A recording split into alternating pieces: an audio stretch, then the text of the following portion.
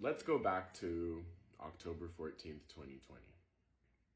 We were still in the middle of a global pandemic.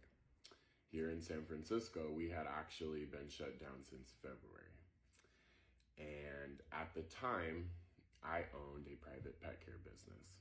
As a matter of fact, in December of the following year, 2019, literally 2 days after Christmas, I served my 1,000th client, 6.5 years after starting this business.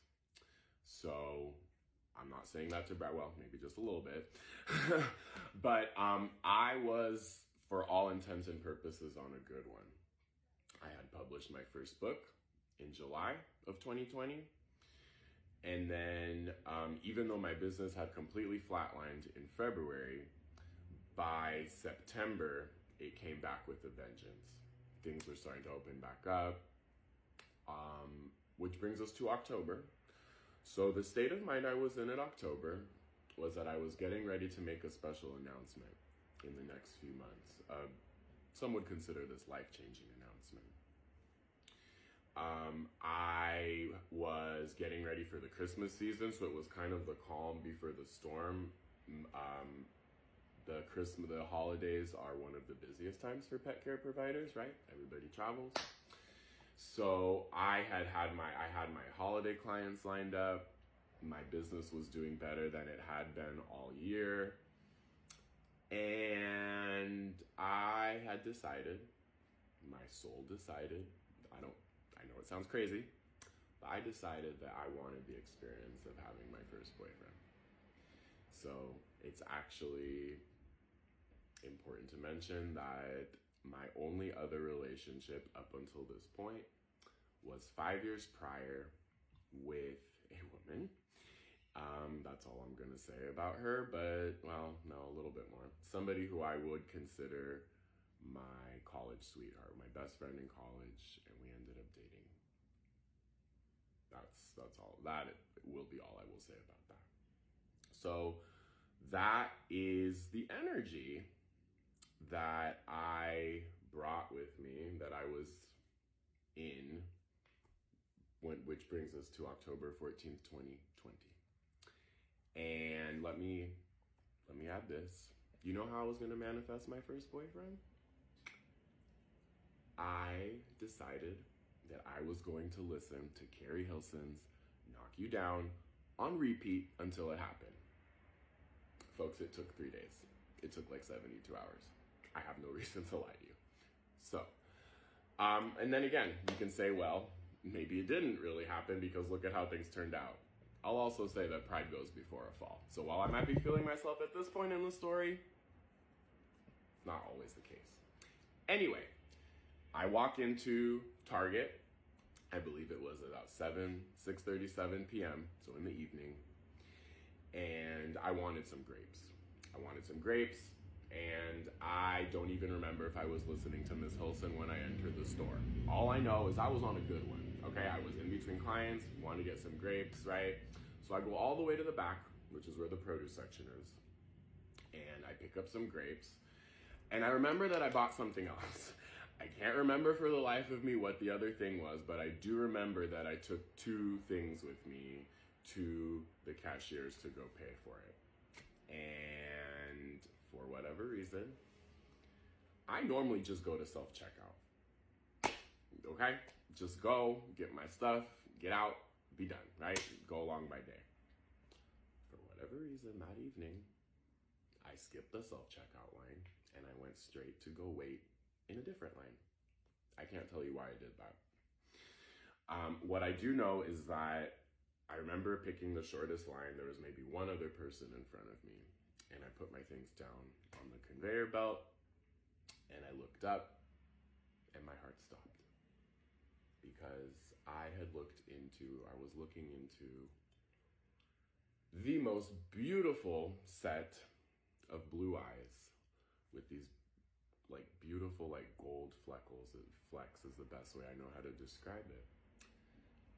Literally eyes that my best friend in the world, we're gonna call her Michelle.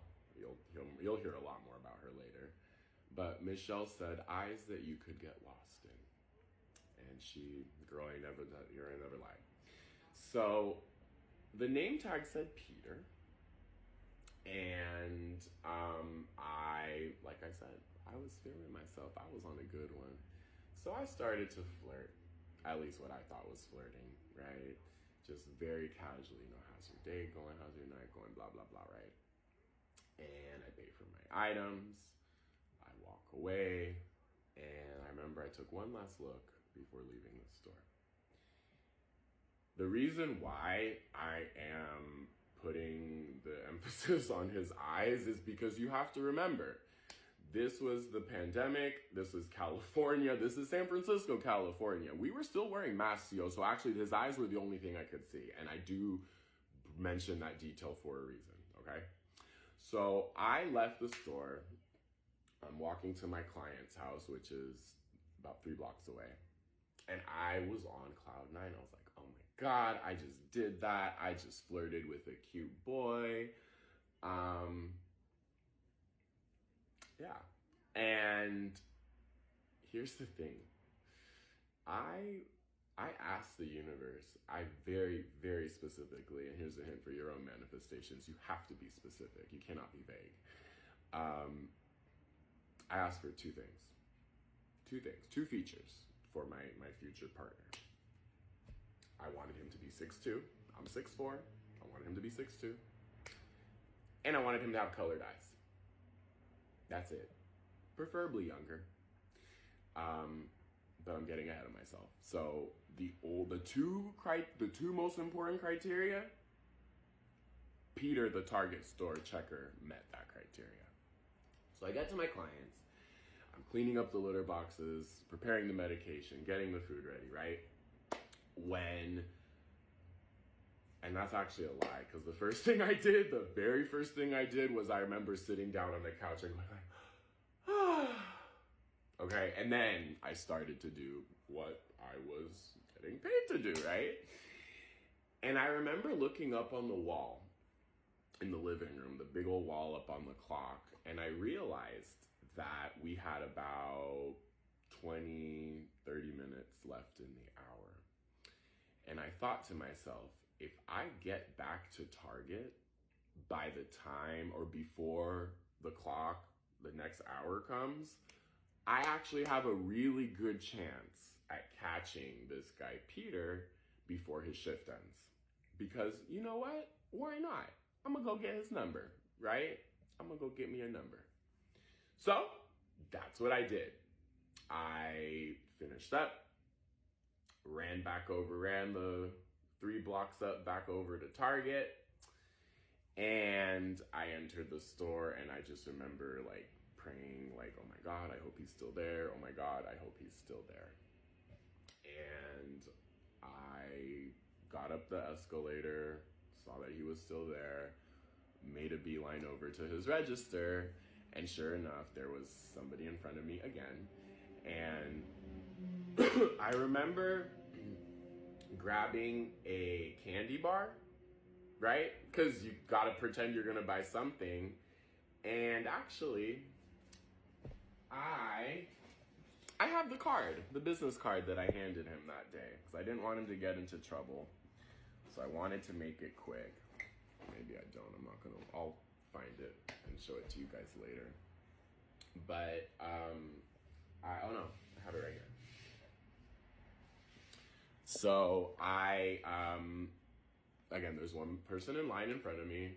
I grab a candy bar to pretend I'm gonna buy something, and then he turns and he realizes that it's me again, and his eyes light up, my eyes light up, right? Everything good, right? And I said, hi. He goes, hi. I said, so I just wanted to come back and give you this. And so I handed him my business card. At the time, there's my logo. I built this baby from the ground up. And again, I'm getting ahead of myself, but I'm proud of myself. Proud of my business, my very first business.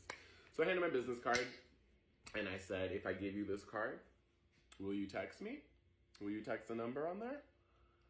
And he goes, maybe. I said, well, I hope you do. I said, Peter, I said, I hope you send me a text. I hope I hear from you. And then I left. I left the business card in his hand, and I walked out of the store.